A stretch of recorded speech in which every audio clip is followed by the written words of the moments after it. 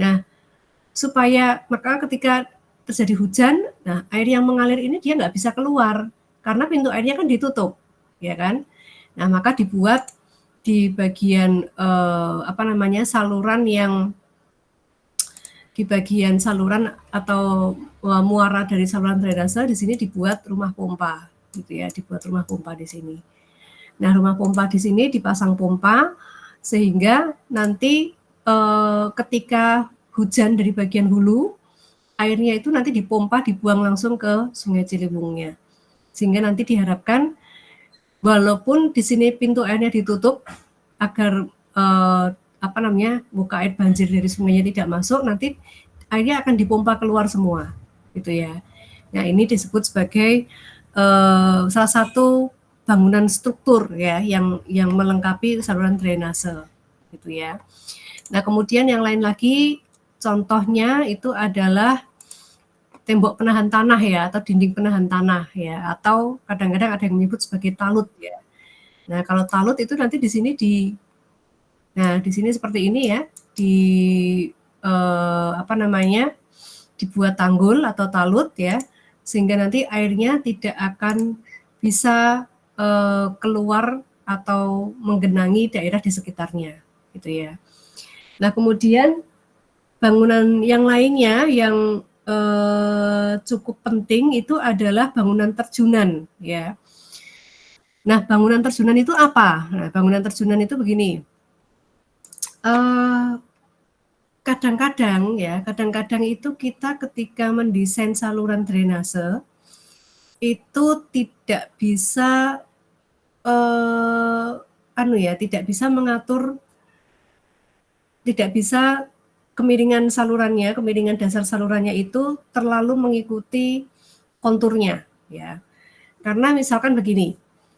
Nah, jadi di sini misalkan ini konturnya seperti ini ya. Konturnya seperti ini. Nah, ini ada titik A di sini.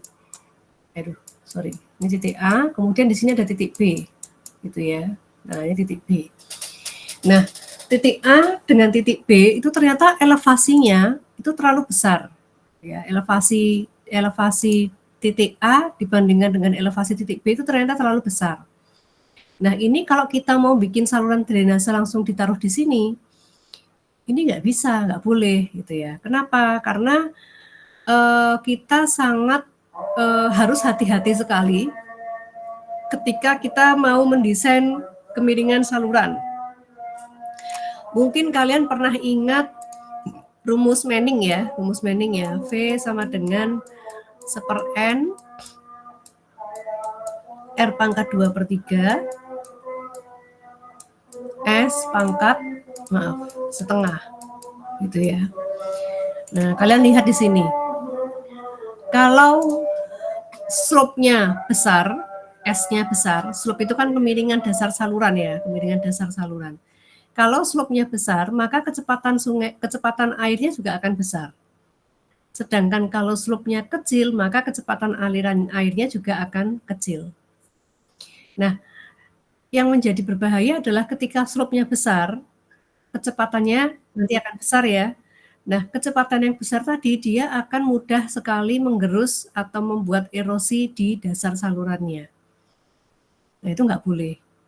Tapi kalau kecepatannya terlalu kecil atau terlalu landai, slope-nya kecil atau landai, maka kecepatannya juga akan kecil, gitu ya.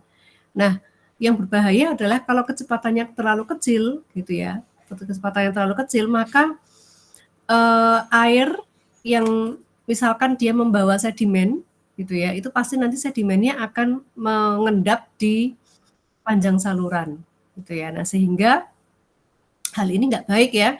Kalau dia kecepatannya terlalu besar nanti menggerus dasar salurannya atau mengakibatkan erosi di dasar salurannya.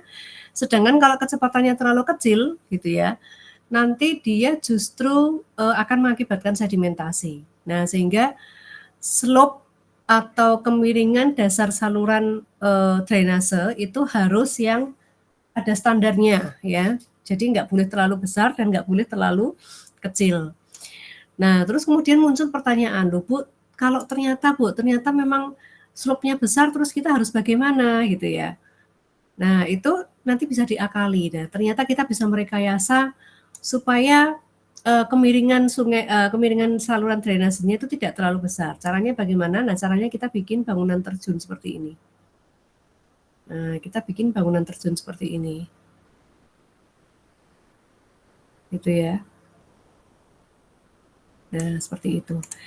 Nah, dengan cara seperti ini, maka slope-nya kita bisa atur slope-nya sesuai dengan standar yang ada, gitu ya. Dan nanti tetap bisa mencapai di titik B dengan kemiringan tertentu dan dengan, nah ini yang disebut sebagai bangunan terjunan ini, dengan elevasi bangunan terjunan tertentu. Jadi dia nanti akan dibuat kayak semacam tangga gitu ya. Nah, tinggi bangunan terjunnya itu bisa sampai 1 sampai 2 meter masih diizinkan. Gitu ya. Nah, itu untuk mengatasi hal-hal semacam ini. Sebagai contohnya gitu ya, ini kebetulan awal tahun ini saya dimintain tolong untuk ada permasalahan di Kalimantan itu ada sebuah sungai ya, bentuk sungainya seperti ini. Nah, kemudian ini ada jembatan. Nah, ini jembatan. Orang struktur, orang jembatan itu juga, orang yang mendesain jembatan itu juga butuh orang hidro ya. Nah, seperti itu. Nah, jembatan ini kan biasanya ada abutmennya ya, ada abutmennya di sini. Nah, di sini juga ada abutmennya. Nah, jembatan ini ternyata dia mengalami kegagalan struktur ya. Jadi akibat adanya, biasanya kalau ada sungai itu kalau ada bangunan di tengah sungai atau di pinggir sungai, intinya kalau ada bangunan yang dilewati arus itu pasti sungainya akan ada masalah gitu ya, termasuk jembatan. Tapi kan mau nggak mau kita harus membuat jembatan ya, sehingga kita harus bisa mengatasi permasalahannya bagaimana. Nah, ini jembatan ini dia ada abutmen yang menempel, abutmen tahu ya, abutmen ya, abutmen yang menempel di dinding dinding sungai seperti ini. Nah, akibat adanya arus sungai, lama-kelamaan kalau saya gambarkan abutmennya ya. Ini misalkan ini sungai gitu ya. Kemudian abutmennya seperti ini. Nah, di sini nanti biasanya ada fondasinya, nanti jembatannya ditaruh di bagian atasnya seperti ini gitu ya, jembatannya. Nah, ini arus di sini, sungainya misalkan elevasinya di sini ya. Nah, ternyata arus sungai ini dia menggerogoti ini ya, menggerogoti menggerogoti dasar sungainya. Nah, sehingga lama-lama dia berlubang gitu ya, berlubang secara terus-menerus, sehingga akhirnya nanti dia akan, nah dia ini di sini bolong ya, di sini bolong karena dia tergerus secara terus-menerus ya, dia tergerus secara terus-menerus. Akibatnya apa? Akibatnya, nah di bagian atas di sini, ini kan ini ya, apa namanya, karena dia jembatan kan berarti selalu ada beban bergerak maupun beban mati akibat jembatan itu sendiri. Nah, lama-kelamaan dia terbebani gitu ya, padahal di sini berlubang, maka di sini nanti patah ya, abutmennya patah, kemudian ini jembatannya rusak ya, rusak. Jadi kolaps gitu ya, nggak bisa berfungsi lagi. Nah, waktu itu saya dimintain tolong, ini gimana cara mengatasi kalau kami mau membuat jembatan lagi di sini. Ini kebetulan kliennya perusahaan nasional ya, perusahaan nasional, dan ini jembatannya memang punyanya dia gitu ya. Jadi mereka berpikir ini jembatannya harus dibikin lagi. Gimana caranya dibikin lagi supaya dia tidak terjadi kerusakan lagi gitu ya. Sebetulnya ada beberapa alternatif. Alternatif pertama adalah membuat lagi gitu ya. Alternatif kedua memindahkan lokasi jembatannya, dan alternatif ketiga lokasinya dipindah elevasi jembatannya ini dinaikkan lagi gitu ya, dinaikkan lagi. Nah, kemudian setelah dilakukan survei, permasalahannya apa gitu ya, ternyata ada saluran drainase di sini. Nah, di bagian sini ada saluran drainase ya. Sebentar. Iya, betul. Ini arah arusnya ke sana. Ya, betul. Sorry, ini arah arusnya ke sana ya. Ini ke atas gitu ya. Arah arusnya ke sana. Nah, di sini ternyata ada saluran drainase. Ya, di sini ada saluran drainase. Nah, perkiraan saya waktu itu setelah beberapa saya memang belum survei ke sana, tapi mereka melakukan survei untuk saya. Nah, saya perkirakan ini saluran drainase dan kalau dilihat kalau digambarkan ya saluran drainase itu ini ya, ini letaknya di sini nih. Nah, saluran drainasenya di sini. Ya, saluran drainasenya di sini. Jadi dia tidak di dasar sungai ya, tidak di dasar sungai, tapi dia ada di atas dasar sungai. Nah, analisis saya kemungkinan saluran drainase ini karena dia berada di atas gitu ya, elevasinya agak ke atas dari dasar sungai, maka ketika dia membuang airnya ke sungai, ya, dia membuang airnya ke sungai, maka nanti di sini akan mengakibatkan terjunan. Ada terjunan, kalian sudah ngambil mata kuliah hidrolika ya, kan sudah ngambil mata kuliah hidrolika dan di hidrolika itu ada ketika ada terjunan pasti akan ada loncat air ya. Ketika ada loncat air pasti di situ nanti ada kecepatan tinggi dan dia nanti akan menarik kayak semacam menarik partikel-partikel yang ada di bawah dari loncat airnya gitu ya. Nah, lama-kelamaan ternyata di sini karena dia ada terjunan maka di sini lama-kelamaan dia ini ya, kayak tergerus gitu. Dasar sungainya di sini tergerus gitu ya. Di dasar sungainya di sini tergerus. Nah, karena tergerus, nah ini karena dia cukup dekat ya, jaraknya hanya berapa meter gitu ya. Dia cukup dekat. Nah, gerusan ini nanti ternyata bikin abutmennya juga drainase di sini yang kemudian mengakibatkan gerusan tadi. Ternyata lama-kelamaan juga gerusannya itu menyerang atau memperburuk kondisi dari abutmennya gitu ya. Nah, karena kami dimintain tolong gimana caranya supaya tidak terjadi hal yang sama, maka saya menyarankan saluran drainasenya, ini tadi saluran drainasenya seperti ini ya. Saya sarankan dipindah saja, dipindah ke bagian hilirnya di sini. Agak jauh ya. Ini jaraknya agak jauh. Dipindah ke bagian hilirnya gitu ya. Dipindah ke bagian hilirnya supaya apa? Supaya kalau dia nanti terbuang ada air buangan dari saluran drainase, dia tidak terlalu menyerang bagian dari abutmennya.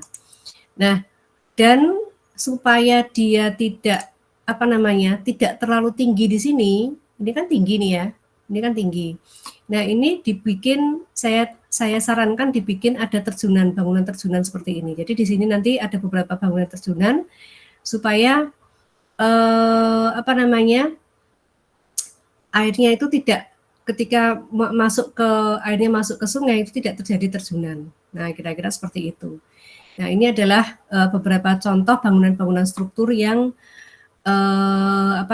digunakan untuk sistem drainase ya. Jadi kadang-kadang kita harus mengatasi beberapa permasalahan yang cukup kompleks gitu ya. PR-nya banyak ya kalau untuk drainase ya. Bisa macam-macam ya, bisa kadang-kadang ada yang menggunakan reservoir dan sebagainya. Nah, kemudian itu kalau bangunan struktur. Kalau bangunan non-struktur kita bisa menggunakan pasangan batu atau pasangan batu kali atau pasangan bata atau enggak ada pasangannya sama sekali, itu bisa. Maksudnya sungainya atau saluran drainasenya itu saluran drainase alam buatan tapi dindingnya itu tidak di pasangan ya. Kan ada yang di lining yang pakai beton pakai semen ya diperhalus di bagian permukaannya, ada yang pakai pasangan batu kali dan ada yang dari tanah biasa gitu ya. Nah, itu beberapa contoh bangunan yang non struktur ya atau bangunan pelengkap yang non struktur. Nah, kemudian bangunan pelengkap yang lainnya itu adalah, nah yang pertama ini ada beberapa contoh dan mungkin di luar masih agak banyak ya, tapi ini saya saya contohkan yang sering dipakai gitu ya. Nah, yang pertama, bangunan pelengkap yang pertama itu adalah yang namanya catch basin atau watershed. Nah, bentuknya kayak gini ya, catch basin atau watershed itu jadi saluran drainasenya itu nanti misalkan ini dari das bukan das ya, subdas atau kawasan di sekitarnya itu nanti airnya diberi semacam kotak box gitu ya, box yang fungsinya adalah dia memasukkan air, kemudian nanti airnya akan dibuang melalui saluran yang dibikin gitu ya. Jadi ini adalah salah satu contoh dari catch basin atau watershed. Kemudian yang lainnya lagi adalah inlet ya. Jadi bentuknya tuh dia kayak gini. Nah, ini inlet ya. Nah, yang disebut inlet itu seperti ini. Jadi dia gini ya. Jadi dia kalau ada hujan, nah kalau kita punya saluran drainase di bawah permukaan atau subsurface drainage, airnya kan karena salurannya dari atas nggak terlihat atau ditutup dak biasanya ya, maka harus ada bangunan inletnya seperti ini. Jadi di sini di sini seharusnya agak terbuka gitu ya, agak terbuka atau diberi lubang sedikit seperti ini. Jadi nanti kalau ada hujan, airnya nanti akan masuk ke bagian inlet di sini. Masuk, kemudian nanti di sini biasanya ada saluran drainasenya. Kalau ada tutup seperti ini, biasanya nanti di bagian sini ada saluran drainasenya. Jadi nanti air masuk, kemudian nanti air mengalir ke saluran drainasenya.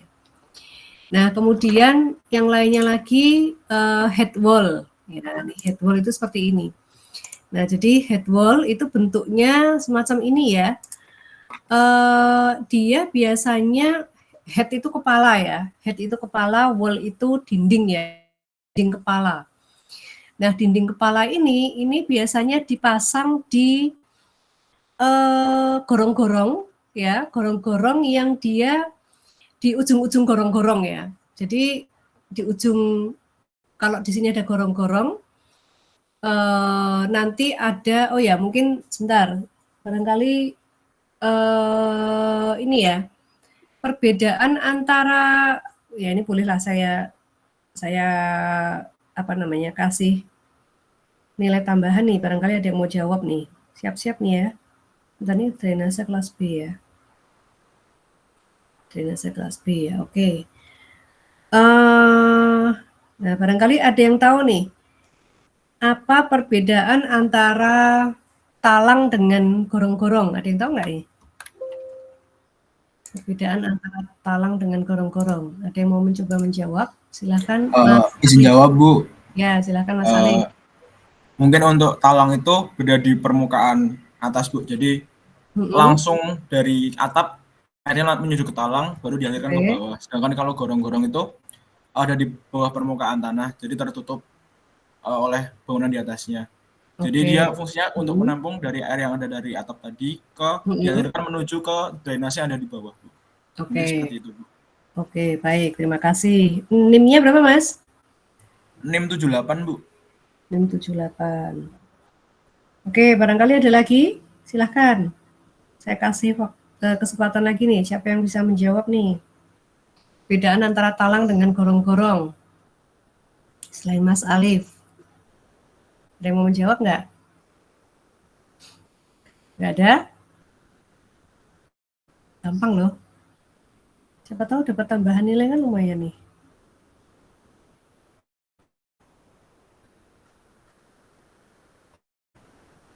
Nggak ada? Oke, kalau nggak ada, ya terima kasih Mas Alif atas jawabannya ya. Ya, betul. Jadi,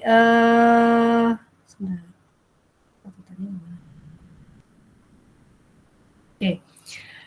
Jadi apa perbedaan antara gorong-gorong dengan ini ya, dengan talang ya. Jadi betul ya, secara global memang secara general ya atau secara umum ya, itu memang talang itu dia letaknya nanti di atas ya. Talang itu letaknya di atas, sedangkan gorong-gorong itu dia letaknya di bawah ya.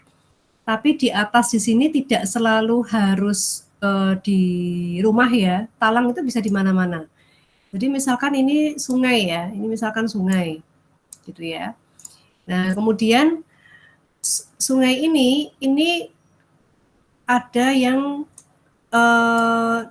dilalui, sungai ini mau dilewati saluran irigasi gitu ya, sungai mau dilewati saluran irigasi.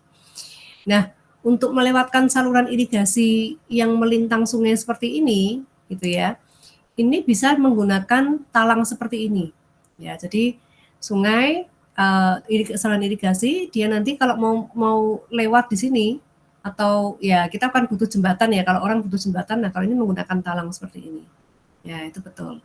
Nah, sedangkan kalau gorong-gorong dia letaknya biasanya memang di bawah ya. Jadi misalkan saya punya jalan gundukan seperti ini ya, gundukan seperti ini, kemudian ini ada jalannya di bagian atasnya di sini, gitu ya, di bagian atasnya di sini ada jalan. Nah, kemudian misalkan saya punya saluran drainase di sini. Nah, karena ada gundukan jalan ini, ya, karena ada gundukan jalan seperti ini, maka saluran drainasenya kan harus mau nggak mau harus berhenti, gitu ya. Nah, supaya bisa lewat ya, supaya bisa lewat, maka dia dibuatkan gorong-gorong di bagian bawah dari jalannya tadi. Nah, sehingga nanti bentuknya nanti seperti ini. Nah, ini adalah gorong-gorong. Ya, jadi seperti ini gorong-gorong. Kalau ini adalah talang. Ya, oke, seperti itu ya. Terima kasih Mas Alif atas jawabannya. Nah, kita kembali ke head wall. Nah, head wall itu apa? Head wall itu kalau di sini ada gorong-gorong, maka di sini harus diperkuat ya. Nah, di sini harus diperkuat. Ini yang disebut sebagai head wall itu di situ.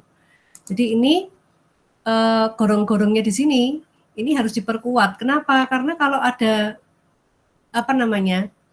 tempat yang dia dilewati gorong-gorong seperti ini bisa longsor ya, bisa longsor. Nah, dia supaya tidak longsor, maka dia kalau longsor nanti dia nutupi gorong-gorongnya kan ya, maka dia diberi perkuatan seperti ini ya, supaya nanti kalau ada longsor dia tertahan. Ya, jadi fungsinya adalah melindungi gorong-gorongnya. Ya, itu adalah contoh dari gorong-gorong head wall. Nah, kemudian sifon. Nah, ini barangkali ada yang tahu sifon nggak nih? Ada yang pernah dengar sifon nggak? Ada yang pernah dengar nggak nih sifon? Belum pernah dengar? Belum, Bu. Oh, belum ya. Oke. Nah, kalau belum pernah dengar, jadi sifon itu sebentar, saya tunjukkan gambarnya ya. Nah, kalau mau lihat yang versi agak jelimetnya, nah, sifon itu seperti ini ya. Misalkan ini bendung ya, ini misalkan bendung, atau ini bendung gitu ya, atau bukit lah ya, ini bukit. Di sini ada reservoir atau tampungan air gitu ya. Nah, ini karena ini bukit, nah kita mau mengambil air dari sini nih, di bagian sini kan harus, misalkan pengen ngambil air, bagaimana caranya? Misi Bu, ini apa namanya? Belum keubah Bu, screen-nya. Oh, belum keubah, sebentar.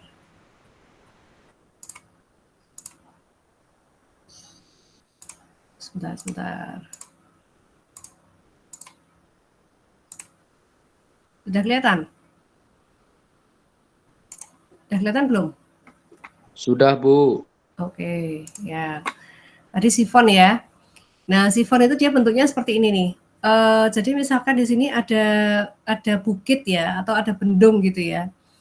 Nah, airnya di sini ya, elevasi muka airnya di sini. Nah, sedangkan di sini kering ya. Nah, kemudian misalkan kita mau ngambil air dari bagian sini nih. Nah, cara mengambil airnya adalah kita bisa menggunakan sifon. Nah, sifon itu semacam gorong-gorong gitu ya sebetulnya ya. Kalau versinya pendek itu disebut gorong-gorong. Tapi kalau sifon itu versinya biasanya dia panjang dan bentuknya melengkung-melengkung seperti ini. Berbelok-belok seperti ini. Jadi dia naik kemudian baru turun gitu ya. Ini adalah sifon. Nah, jadi airnya nanti air yang kalau kita mau mengambil air dari sebelah sini, nanti airnya dialirkan dari sini ke sini. Nah, ini adalah sifon. Nah, ini juga caranya sama gitu ya. Airnya mengambil dari sini, ini adalah reservoirnya atau tampungan airnya. Kemudian dia mengeluarkan air lewat sini. Ya, seperti itu. Atau kalau kalian mau lihat Atau sebetulnya kalian pasti sudah sering pakai sifon loh. Cuma kalian mungkin nggak ngeh kalau itu sifon. Setiap pagi kalian kan kalau ada panggilan alam ya, BAB gitu misalkan ya. Nah, kalau kalian mau sedikit berpikir gitu ya, selain BAB itu kadang-kadang juga daripada cuma buka HP gitu ya, itu berpikir bahwa sebetulnya ada sistem hidrolika di WC-nya ya. Jadi kalau di WC itu kalian mungkin sudah pernah dengar leher angsa ya. Leher angsa. Jadi misalkan ini WC duduk ataupun WC jongkok ya sama aja lah ya. Ini tempat airnya ya. WC-nya kan seperti ini ya. Nah, nanti bagian bawahnya kan begini. Nah, bagian bawahnya kan nanti ada seperti ini nih. Nah, ini ya. Nah, ini bagian bawah ini juga sebetulnya adalah sifon ya. Jadi makanya daripada buka HP, buka hal-hal yang politik yang nggak jelas gitu ya, mending memikirkan sifon yang ada di bagian bawah dari WC-nya ya. Jadi ini juga sifon ini. Jadi kalau kita membuang kotoran itu nanti dia akan masuk ke sini. Nah, ini sifon ini. Atau wastafel ya, wastafel kalian itu di bagian bawahnya itu kan ada melengkung kayak leher angsa juga. Nah, itu juga sebetulnya adalah sifon ya. Jadi itu adalah sifon. Nah, sebetulnya kalian sudah sering lihat ya. Kemudian yang lainnya lagi adalah manhole. Nah, manhole itu apa? Nah, manhole itu kayak gini nih. Man itu orang ya, hole itu lubang ya. Ini adalah lubang untuk lewat orang ya. Orang itu bisa naik, bisa keluar dari saluran drainase, naik turun dari saluran drainase, melewati manhole. Minggu lalu saya sudah membahas mengenai riol ya, riol yang biasanya kalau di film-film itu kalau kejar-kejaran dengan penjahat itu masuknya ke saluran drainase yang gede itu, yang riol itu. Nah itu masuknya ke riol itu biasanya lewat lewat manhole ini ya. Jadi biasanya nanti diberi lubang agak besar, kemudian nanti ada tutupnya. Jadi kalau orang inspeksi ke saluran drainase di bawahnya itu melewati manhole ya, seperti itu. Kemudian ini contoh gorong-gorong ya. Nah, ini gorong-gorong itu bisa bentuknya seperti ini ya. Bisa terbuat dari pipa besar atau bis beton itu boleh, atau terowongan kayak gini juga boleh ya. Tunnel pendek ya, tunnel pendek seperti ini juga boleh. Nah, ini bagian atasnya misalkan untuk jalan ya, ini jembatan ya, jembatan di bagian bawahnya diberi gorong-gorong. Seperti ini juga bisa. Kemudian bangunan terjun. Nah, tadi kita sudah sempat membahas mengenai bangunan terjun ya. Nah, bangunan terjun itu seperti ini. Ya, jadi ini ya kalau kalian lihat ya, ini saluran yang kita mau atur kemiringannya ya. Nah, ini di sini ada bangunan terjunnya. Ya, seperti itu ya. Jadi ini adalah contoh dari bangunan-bangunan pelengkap ya, bangunan-bangunan pelengkap. Kemudian apalagi nih? Nah, sekarang kita akan ke pola drainase, pola jaringan drainase. Barangkali sampai di sini ada yang mau ditanyakan dulu? Atau ada yang mau didiskusikan sebelum saya lanjutkan materinya? Nggak ada ya? Mungkin belum, Bu. Ya, oke. Baik, kalau nggak ada, kita lanjutkan. Nah, kita sekarang akan masuk ke materi mengenai pola jaringan drainase. Ya, jadi nanti ada beberapa pola jaringan drainase yang katakanlah mungkin kita akan sering temui, gitu ya. Nah, pola yang pertama adalah pola siku. Ya, pola jaringan drainase yang pertama adalah pola siku. Nah, ini polanya gini, intinya pola siku itu begini, sebentar. Nanti akan ada saluran utama. Saluran utama ini bisa berupa, biasanya sih sungai ya, sungai, atau bisa juga berupa saluran kolektor atau saluran drainase kolektor.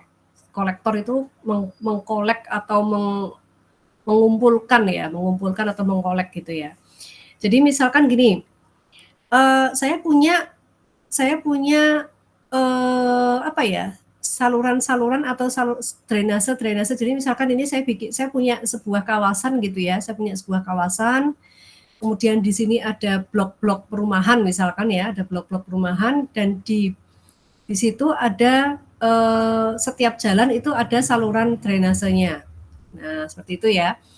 Nah, saluran drainasenya tadi itu nanti akan mengalir menuju ke saluran utama.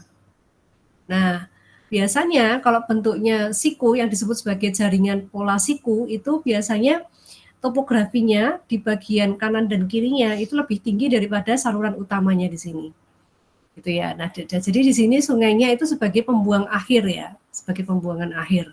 Dan biasanya berada di tengah-tengah kota. Jadi misalkan kayak Sungai Ciliwung gitu ya. Sungai Ciliwung yang tadi saya sebutkan tadi, bagian kanan kirinya elevasinya lebih tinggi, topografinya lebih tinggi, maka nanti saluran dia cenderung polanya adalah pola siku seperti ini. Nah, selain pola siku ada juga pola paralel ya, pola jaringan paralel. Nah, kalau siku tadi dia seakan-akan kayak tegak lurus saluran utama ya. Kalau yang pola paralel itu saluran cabangnya itu dia sejajar saluran utama. Dia sejajar saluran utama, tapi nanti dia ada morfologi sungai yang nanti masuk ke saluran utamanya di sini. Ya, itu adalah saluran yang paralel ya. Jadi ini saluran utama, kemudian ini saluran cabangnya masuk ke saluran utamanya. Itu adalah pola paralel. Kemudian pola yang lainnya lagi adalah grid iron ya. Grid iron ini biasanya untuk daerah yang di sungainya di pinggir kota gitu ya. Nah, jadi misalkan jadi ini saluran utamanya atau sungai utamanya. Nah, nanti kemudian ini yang kecil-kecil ini saluran drainasenya. Nah, kemudian ini ada saluran pengumpulnya atau kolektornya. Jadi saluran drainase nanti masuk ke saluran pengumpul, kemudian dari saluran pengumpul masuk ke saluran utama di sini. Nah, itu adalah yang grid iron.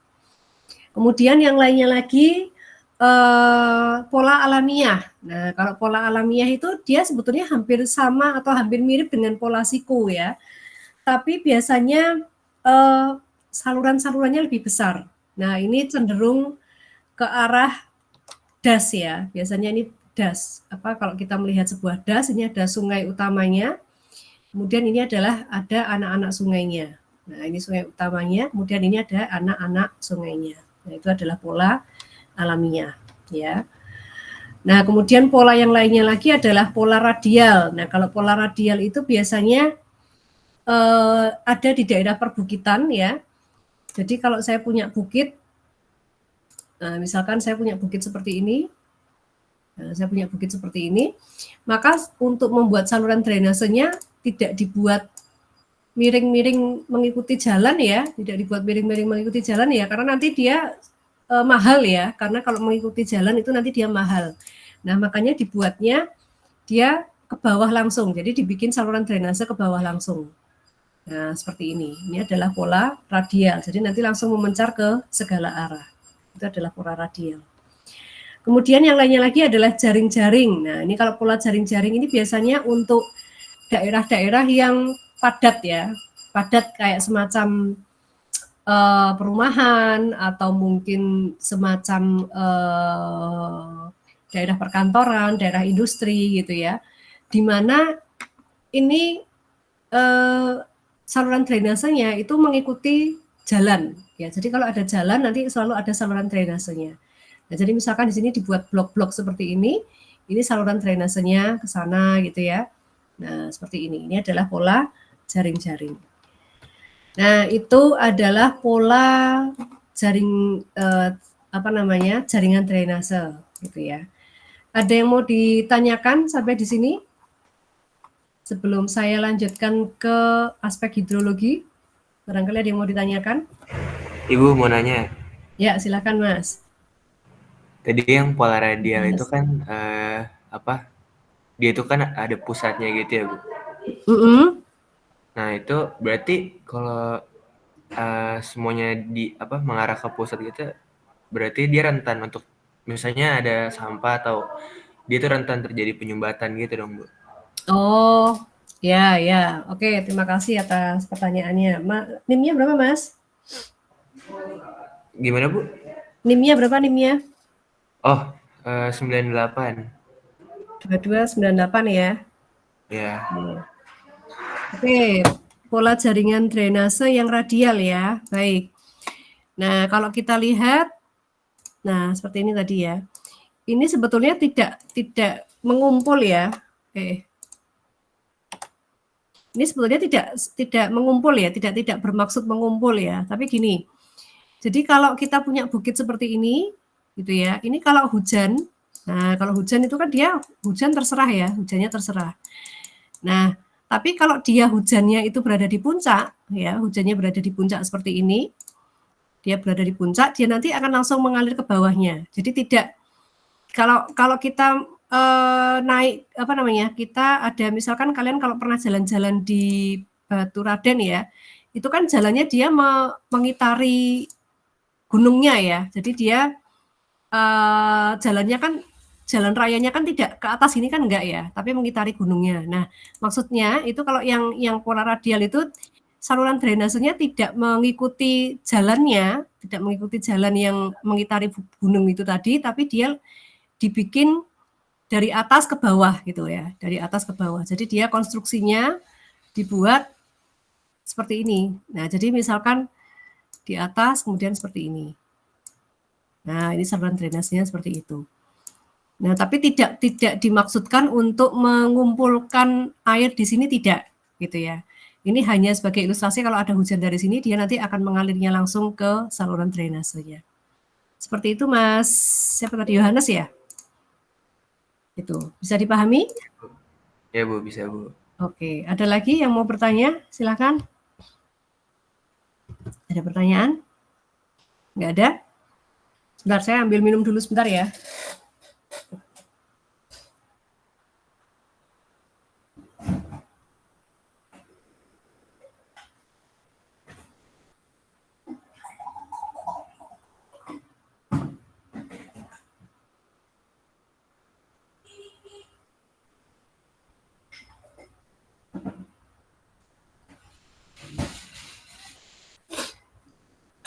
Oke, terima kasih.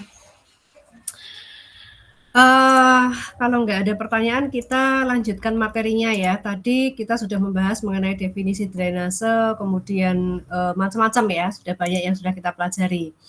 Nah, sekarang kita akan membahas mengenai aspek hidrologi, ya, aspek hidrologi. Aspek hidrologi itu seperti apa, gitu ya.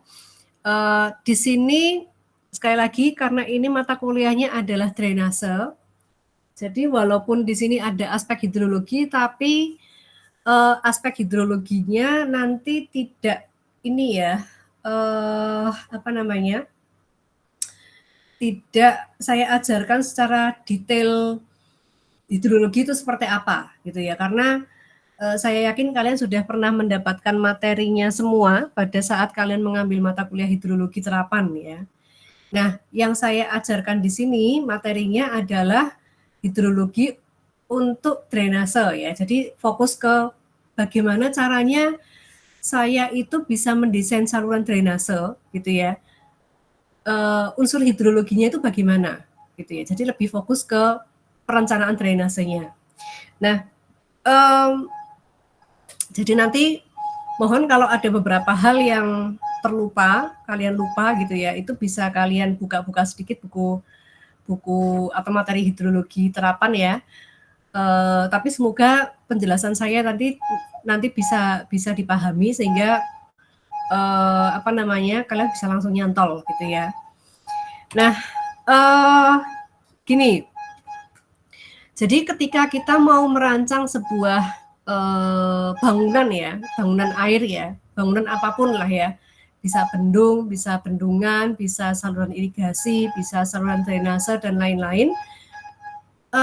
Kita harus untuk mendimensi bangunannya tadi, untuk mendesain dimensi bangunannya tadi, itu adalah salah satu-satunya hal yang penting, yang tidak boleh ketinggalan dan yang harus ada itu adalah hujan, data hujan. Ya, kenapa hujan itu penting? Karena kita nggak akan bisa mendesain bangunan air kalau kita nggak punya data hujan. Ya, seperti itu. Jadi kita nggak bisa dong kita mau mendesain berapa saluran drainasenya, lebarnya berapa, kedalamannya berapa kalau nggak ada hujan di situ. Kalau kita nggak punya data hujan. Ya, jadi itu adalah salah satu hal yang penting ya, yang harus kita miliki. Nah, di sini nanti untuk mendesain drainase itu ada beberapa hal yang atau karakteristik hujan yang sangat sering nanti bersinggungan dengan drainase. Yang pertama adalah durasi, ya, durasi hujan. Nanti akan saya tunjukkan seperti apa. Kemudian yang kedua adalah intensitas hujan, ya. Kemudian yang ketiga adalah lengkung intensitas dan yang keempat adalah waktu konsentrasi. Ya, jadi durasi, intensitas, lengkung intensitas, dan waktu konsentrasi. Nah, sekarang kita lihat satu persatu. Durasi, nah, kalian pasti sudah tahu yang disebut sebagai durasi itu apa ya. Jadi misalkan ada film durasinya 2 jam.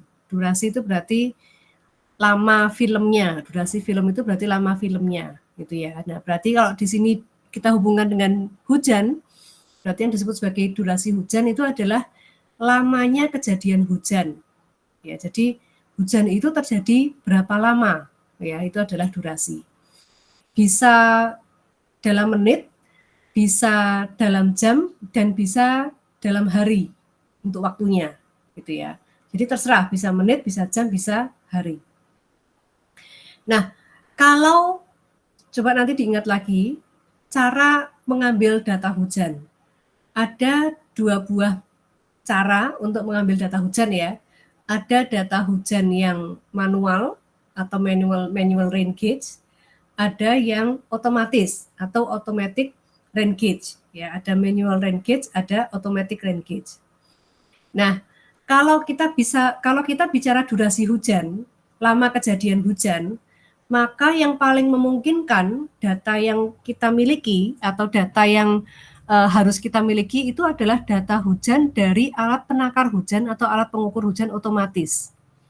Kenapa? Nanti akan saya tunjukkan alat ukur hujan otomatis seperti apa ya. Dan mestinya dulu sudah pernah diajarkan. Kenapa? Karena dari alat ukur hujan otomatis itu kita bisa melihat hujan itu keterjadiannya berapa lama. Oh, sebentar, ini ada contohnya. Nah, ini. Data alat ukur hujan otomatis itu nanti bentuknya seperti ini. Jadi ini ada semacam kayak kayak milimeter blok gitu ya, kayak milimeter blok gitu. Kemudian, nah ini sumbu X-nya adalah waktu, sumbu Y-nya ini adalah tinggi hujannya. Nah nanti air mengalir, hujan jatuh di permukaan bumi. Kalau kita menggunakan alat penakar hujan otomatis, itu nanti setiap waktu kita bisa lihat. Misalkan di sini ini 0 ya, berarti dia nggak hujan. Nah, jam 3 sore, ya jam 3 sore, jam setengah 4 atau sekitar hampir setengah 4, ternyata hujan naik. Ya, jadi tinggi hujannya naik, ini berarti hujan tinggi. Kemudian turun, berarti sempat reda sebentar, naik lagi, berarti nanti hujan lagi, turun sedikit, kemudian naik lagi. Nah, seperti ini. Ini artinya apa? Ini artinya berarti ketika hujannya ini mulai terjadi hujan, di sini ada faktor waktu, berarti di sini ada, kita bisa melihat durasi hujannya sekian lama, gitu ya. Nah, ini yang disebut sebagai waktu pencatatan hujan, durasi hujan, ya, didapatkan dari alat penakar hujan otomatis. Nah, kalau alatnya itu tidak otomatis, itu sulit, gitu ya. Karena kalau alat ukur hujannya tidak otomatis, itu nanti ngambil datanya itu sehari cuma 1. Nanti saya tunjukkan alatnya, ya ada, nanti di belakang ada alatnya. Ya, jadi ngambilnya cuma 1. Tapi permasalahannya adalah alat penakar hujan otomatis itu mahal. Alat penakar hujan otomatis itu mahal. Sehingga tidak semua stasiun hujan itu punya alat penakar hujan otomatis. Sebagai gambaran, di Dasrayu itu ada Dasrayu itu sampai ke dari Wonosobo, kemudian Purbalingga, Purwokerto, Banyumas ya, Wonosobo, Purbalingga, Banyumas, Cilacap 4 ya. Satu lagi mana ya? Nah, itu dari sekian puluh stasiun hujan yang punya alat ukur hujan otomatis itu hanya sekitar 10 stasiun hujan. Tidak banyak ya. Dan mudah dan mahal ya, dan colongable ya. Jadi colongable itu gampang dicuri orang ya, colongable ya, seperti itu. Nah, jadi kadang-kadang kita nggak punya datanya akhirnya. Nah, jadi yang paling mudah itu data itu adalah dari hujan manual ya, penakar hujan manual seperti itu. Nah, kemudian selain durasi hujan nanti saya tunjukkan yang lainnya penjelasannya lebih dalam nanti akan saya jelaskan nanti. Kemudian karakteristik hujan yang lainnya lagi adalah intensitas hujan. Intensitas hujan. Nah, kalau intensitas itu ya kalian juga tahu intensitas ya. Misalkan intensitas kalian pulang yang rumahnya tidak di daerah Purwokerto atau Purbalingga ya, mungkin ada yang dari Klaten, ada yang dari Magelang, ada yang dari Jawa Barat ya, Tasikmalaya dan sebagainya. Intensitas pulang ke rumahnya masing-masing itu dalam 1 bulan itu berapa kali. Nah, itu adalah intensitas ya. Jadi intensitas di sini ini adalah kalau disebut sebagai intensitas hujan, berarti ini adalah jumlah hujan yang terjadi setiap waktu itu berapa. Kalau tadi intensitas pulang kan berapa kali dalam 1 bulan. Nah, kalau di sini intensitas hujan berarti ini terjadinya hujan setiap satuan waktu. Jadi bisa dalam jam, per jam gitu ya, atau per hari, atau per bulan, atau per tahun. Nah, ini adalah intensitas gitu ya. Nah, ini beda-beda, setiap daerah beda-beda. Bahkan di kota yang sama pun nanti intensitas hujannya juga berbeda. Misalkan Purwokerto ya, Purwokerto itu kita di bagian Baturaden itu pasti intensitas hujannya lebih tinggi daripada di bagian mana nih, daerah rumah saya misalkan Dukuhwaluh, kemudian Purwokerto Timur dan sebagainya. Itu intensitas hujannya lebih rendah dibandingkan dengan di Baturaden. Kalau di Baturaden itu intensitas hujannya lebih tinggi. Nah, kenapa? Karena intensitas ini nanti dipengaruhi oleh macam-macam ya. Misalkan karena kalau di Baturaden karena memang ini ya, dia berada di daerah pegunungan dan biasanya di daerah pegunungan itu dia memang cenderung lebih sering terjadi hujan ya, sehingga intensitas hujannya juga lebih tinggi. Kemudian tadi kita sudah mengenal durasi hujan. Dan tadi juga kita sudah mengenal intensitas hujan. Nah, kedua buah karakteristik hujan tadi, intensitas dan durasi hujan, itu kalau digabungkan, itu nanti disebut sebagai lengkung intensitas. Lengkung intensitas. Nah, jadi lengkung intensitas itu dia berupa grafik yang menghubungkan antara durasi hujan dan intensitas hujan. Nah, sehingga ada yang menyebut bahwa yang disebut sebagai lengkung intensitas itu juga disebut sebagai kurva IDF. Ya, ini sama. Lengkung intensitas dan kurva IDF ini sama. Jadi sekali lagi, lengkung intensitas atau kurva IDF itu adalah kurva yang menggabungkan atau menghubungkan antara intensitas hujan dan durasi hujan.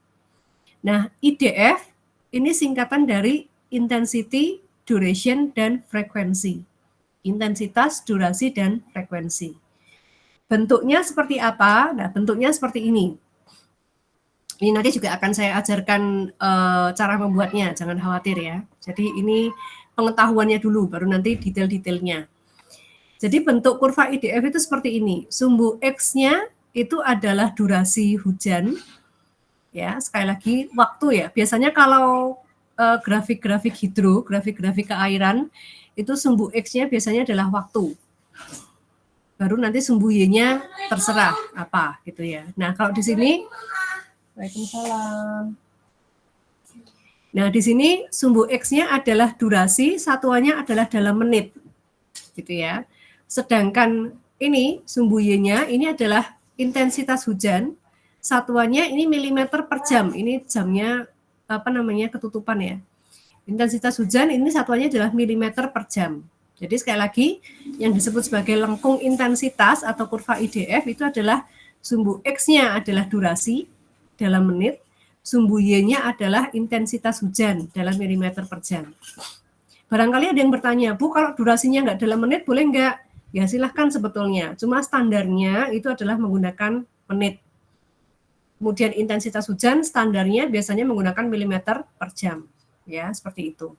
Nah, grafiknya bentuknya nanti biasanya lengkung seperti ini. Lengkung seperti pisang seperti ini ya. Dan ini tergantung dari kala ulang hujannya. Ada kala ulang 2 tahun, 5 tahun, 10 tahun, 25 dan 50 tahun ya. Jadi ini adalah kurva IDF. Atau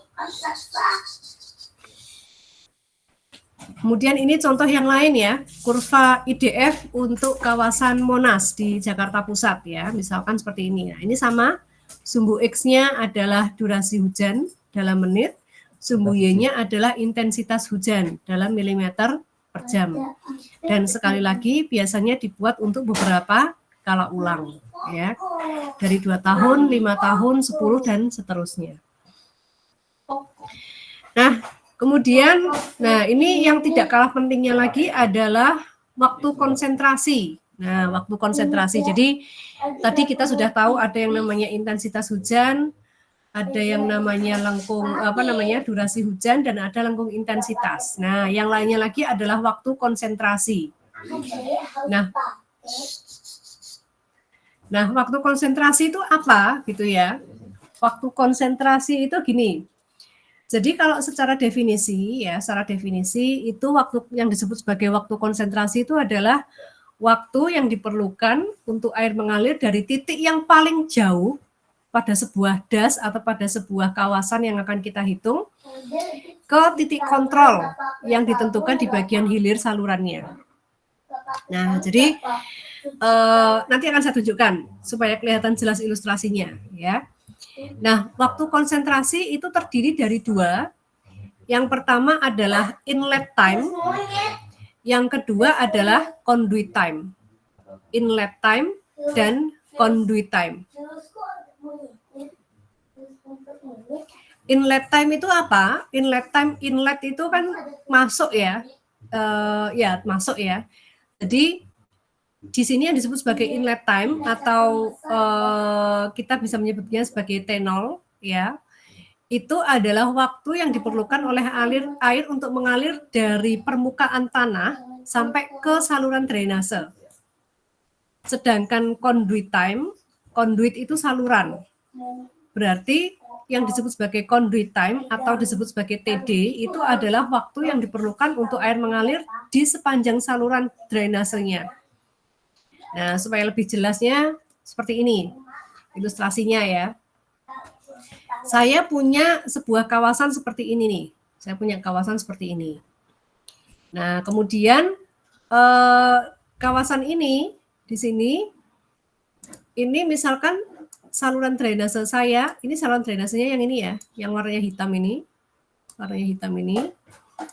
Ini saluran drainase di kawasan itu. Terus kemudian kalau sudah di saluran drainase, nanti kemudian dia dikeluarkan ke sungai, misalkan seperti itu. Nah, jadi ini saluran drainase. Jadi kalau ada hujan di sini, nanti masuk ke saluran drainase, kemudian nanti dia masuk ke sungai, gitu ya. Atau yang nomor 2, ini ilustrasi yang kedua, ini das, ya, ini das. Das, ini ada sungai utamanya, yang di tengah ini sungai utamanya, kemudian yang di cabang-cabang ini adalah anak sungai. Dan ini adalah titik kontrolnya. Ya. Nah, kalau ini titik kontrolnya tadi di sini. Di tempat dia mengeluarkan airnya ke sungai. Ini adalah titik kontrol. Saya sebut sebagai C. Ini juga saya sebut sebagai C. Nah, yang disebut sebagai inlet time itu mana? Nah, yang disebut sebagai inlet time itu yang warna merah ini. Jadi kalau ada hujan yang jatuh di permukaan sebuah kawasan, yang disebut sebagai inlet time itu adalah waktu yang dibutuhkan untuk air mengalir dari titik paling jauh menuju ke saluran drainasenya di sini. Dari titik paling jauh menuju ke saluran drainase. Kalau yang ini berarti dari ujung das menuju ke sungainya. Itu adalah inlet time-nya. Gitu ya. Paham ya? Semoga paham. Nah, kemudian conduit time. Inlet tadi masuk, conduit itu saluran. Berarti kalau disebut sebagai conduit time itu adalah air mengalir dari titik paling jauh dari saluran menuju ke titik kontrolnya. Ini kalau yang warnanya, kalau yang bentuknya kotak ini ya. Sedangkan kalau yang das berarti dari sungai paling hulu di sini sampai ke titik kontrol di sini. Ini adalah conduit time. Paham ya? Jadi T0 atau inlet time itu adalah air mengalir dari titik paling jauh menuju ke saluran drainase, dari titik jauh menuju ke sungai. Kalau conduit time itu adalah air mengalir dari titik saluran paling jauh menuju ke titik kontrolnya. Ini dari titik paling jauh menuju ke titik kontrolnya. Itu adalah conduit time. Nah, TC atau waktu konsentrasi itu merupakan penjumlahan dari inlet time ditambah dengan conduit time. Jadi yang disebut sebagai waktu konsentrasi itu adalah penjumlahan dari T0 ditambah dengan TD. Jadi air mengalir dari titik paling jauh sampai ke titik kontrol di sini. Seperti itu. Oke ya, bisa dipahami ya. Mudah ya, nggak sulit. Untuk waktu konsentrasi sebetulnya nanti juga ada rumusnya sendiri, nanti akan saya tunjukkan. Nah, sekarang kita akan masuk ke kecepatan yang diizinkan pada saluran alami, gitu ya. Seperti yang saya katakan di awal tadi, bahwa kemiringan dasar saluran itu harus diatur sedemikian rupa sehingga kecepatan rata-rata salurannya itu tidak terlalu besar dan tidak terlalu kecil. Gitu ya. Nah, ini kecepatan yang diizinkan itu seperti ini. Kalau saya punya saluran yang kemiringannya kurang dari 1%, itu berarti kecepatan rata-ratanya 0,4 meter per detik. Kalau kemiringannya 1-2% itu 0,6 dan seterusnya. Nah, kalau dia miring 10-15%, berarti kecepatan rata-ratanya cuma 2,4. Kalau lebih dari itu berarti tadi dibuatkan bangunan terjun, ya, seperti itu. Nah, kemudian ini ya, faktor konsentrasi nanti dipengaruhi oleh luas daerah, panjang saluran, kemiringan dasar saluran, debit dan kecepatan aliran. Nanti akan saya jelaskan lebih lanjut mengenai waktu konsentrasi nanti ada saatnya. Nah, sekarang kita mau ke data hujan. Nah, jadi sekali lagi seperti yang saya katakan di awal tadi, bahwa kalau kita mau membangun bangunan air apapun itu gitu ya, bendung, saluran drainase, saluran irigasi, bendungan dan sebagainya. Data yang pertama harus didapatkan adalah data hujan. Kalau nggak ada data hujan, kita nggak akan bisa menghitung air yang akan kita lewatkan di bangunan kita itu seperti apa atau seberapa banyaknya.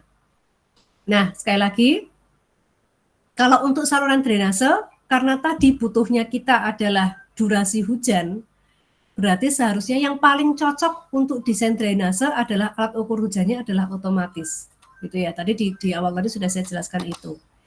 Nah, tapi kita flashback dulu nih. Alat ukur hujan itu seperti apa? Nah, jadi ada dua buah alat ukur hujan ya, seperti yang saya katakan tadi, ada alat ukur hujan biasa atau manual rain gauge dan ada alat ukur hujan otomatis atau automatic rain gauge. Nah, kalau alat ukur hujan manual atau yang biasa, itu bentuknya seperti ini. Nah, ini kalau kalian lihat ini ada operator ya, yang setiap hari nanti harus ngecek seperti ini. Jadi bentuk alatnya seperti ini. Ya, ini ada tabung atau gelas ukur ya, ada gelas ukur, terus di bagian atasnya di sini diberi corong ya, diberi corong. Nah, jadi kalau ada air hujan, airnya nanti dia akan masuk ke corongnya, kemudian dia nanti akan masuk ke ini ya, tabungnya ini ya, akan masuk ke tabung alat ukurnya. Nah, nanti setiap pagi jam 7 pagi misalkan ya, setiap jam 7 pagi nanti akan ada operator yang membaca, oh ternyata hari ini pagi ini jam 7 kedalaman hujannya adalah sekian mili. Nah, ini kan kelihatan ini, berapa mili kan kelihatan.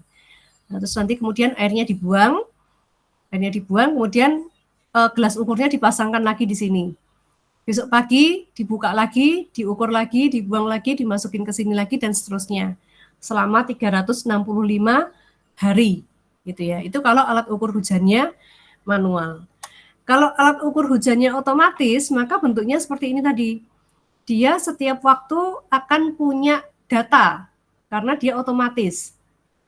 Ya, nanti coba kalian buka-buka lagi buku hidrologinya ya. Jadi dia setiap waktu nanti akan punya data. Nah, seperti yang saya katakan di awal tadi bahwa yang paling ideal sebetulnya adalah alat ukur hujannya adalah alat ukur hujan yang otomatis atau automatic rain gauge. Tapi permasalahannya adalah tadi alatnya mahal dan mudah rusak ya, karena dia otomatis itu kan berarti dia bergerak setiap saat. Ya, dia bergerak setiap saat. Jadi nanti mudah sekali rusak. Nah, sehingga untuk mendapatkan alat ukur hujan otomatis itu cukup sulit ya. Tidak setiap stasiun hujan punya. Nah, akibatnya adalah berarti kita harus punya yang datanya adalah data hujan yang sifatnya manual ya, alat ukur hujan yang manual. Nah, masalahnya adalah, banyak kok masalahnya kok banyak ya. Nah, ini adalah contoh dari pencatatan hujan menggunakan alat ukur hujan yang otomatis ya. Nah, di sini kelihatan ini misalkan tahun 1991.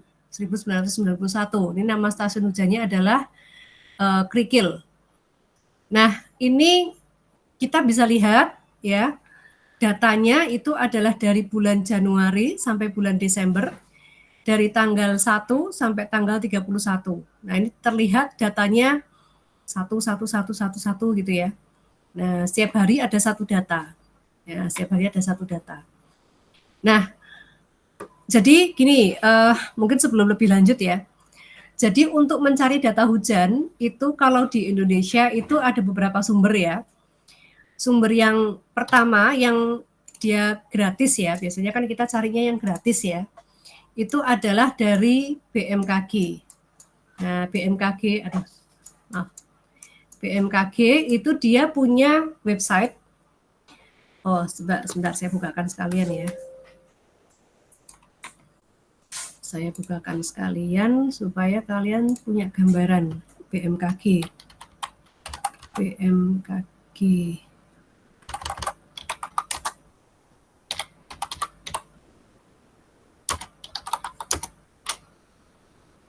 Nah, ini ya. Nah, ini. Nah, kelihatan ya, screen saya kelihatan ya. Data tampilan websitenya seperti ini ya. Tampilan websitenya seperti ini. Kalian bisa memasukkan bikin akun dulu. Ya, ini bikin akun. Kebetulan saya sudah punya akunnya. Ini ID-nya, kemudian ini passwordnya. Kemudian kita bisa masukkan kodenya ya, kodenya LC61TX ya. Nah, ini kemudian masuk. Semoga bisa. Sebentar.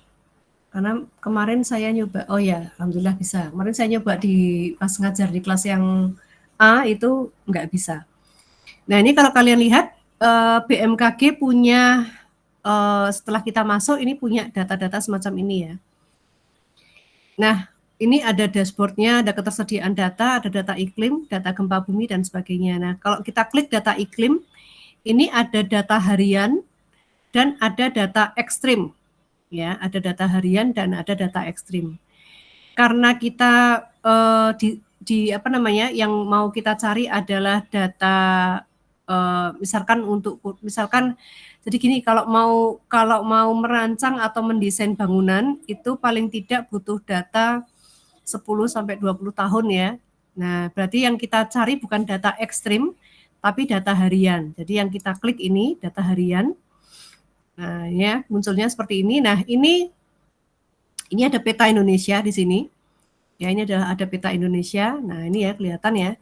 Yang bulat-bulat warna merah ini adalah stasiun hujan yang dipasang oleh BMKG. Ya, ini yang merah-merah ini adalah data hujan yang dipasang oleh BMKG. Nah, kalau kita mau cari datanya, coba, tapi sebentar saya tunjukkan dulu. Ini Jawa ya, Jawa di sini. Nah, kalau kalian lihat, ternyata Purwokerto di sekitar sini ya, Purwokerto, Purbalingga sekitar sini itu nggak ada data hujan dari BMKG, nggak punya stasiun hujan, BMKG nggak punya stasiun hujan. Jadi yang dipunyai ini mana ya, Pangandaran kalau nggak salah. Kemudian ini sudah masuk Jawa, ini sudah masuk DIY ya. Kemudian kalau yang di sini mana ini ya, daerah mana ya. Kemudian kalau yang di utara ini di Semarang ada berapa ini? Di Semarang ada 3, ya yang lainnya belum ada. Nah, jadi ternyata data stasiun hujannya tidak cukup banyak ya, meskipun sudah berusaha ada di di seluruh Indonesia ya, tapi ternyata belum terlalu banyak.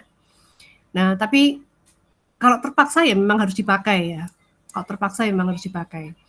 Nah, jenis stasiun, kalau kita mau cari data hujannya, kita klik di sini.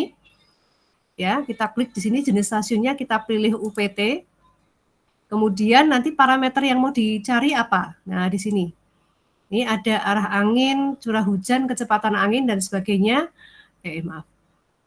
Kemudian kalau kita cuma mau cari data hujan ya klik data curah hujan aja.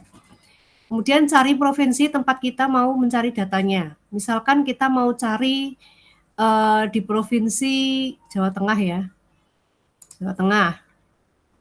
Nah, ternyata yang ada ini sih provinsi Jawa Tengah, kabupatennya semuanya tersedia di sini ya, tapi tidak semua kabupaten ada. Misalkan Banjarnegara. Oh ya, ini berarti tadi Banjarnegara. Banjarnegara ada, Banyumas nggak ada. Ya, Banyumas nggak ada. Batang nggak ada ya. Kemudian Blora nggak ada dan seterusnya. Yang ada lagi nanti Semarang. Oh, Kabupaten Semarang nggak ada. Semarang Kota berarti. Kota Semarang. Nah, ini Kota Semarang ada. Nah, kalau kita klik di sini sudah ada, kemudian dicari nama stasiun hujannya. Nama stasiun hujan yang mau kita ambil apa? Ada stasiun klimatologi, karena tadi ada 3. Nah, di sini ada stasiun klimatologi Jawa Tengah, stasiun meteorologi maritim Tanjung Emas, dan ada stasiun meteorologi Ahmad Yani. Berarti ini di bandara, sekitar bandara. Ya, jadi itu ya. Kemudian misalkan kita mau klik stasiun klimatologi Jawa Tengah, kita klik. Nah, ini rentang waktunya diatur ya. Nah, kalau untuk stasiun hujan dari BMKG, rentang waktunya itu maksimal 31 hari. Jadi kalau kita mau download itu bisanya bulanan. Tidak bisa langsung dari, misalkan kita mau cari data dari tahun 2000 sampai 2020, kita langsung klik 2000 sampai 2020 itu nggak mau. Harus per bulan. Jadi tahun 2000 bulan Januari diklik dulu, di-download dulu, baru nanti pindah ke Februari, diklik dulu, di-download dulu dan sebagainya. Yaitu kalau dari BMKG.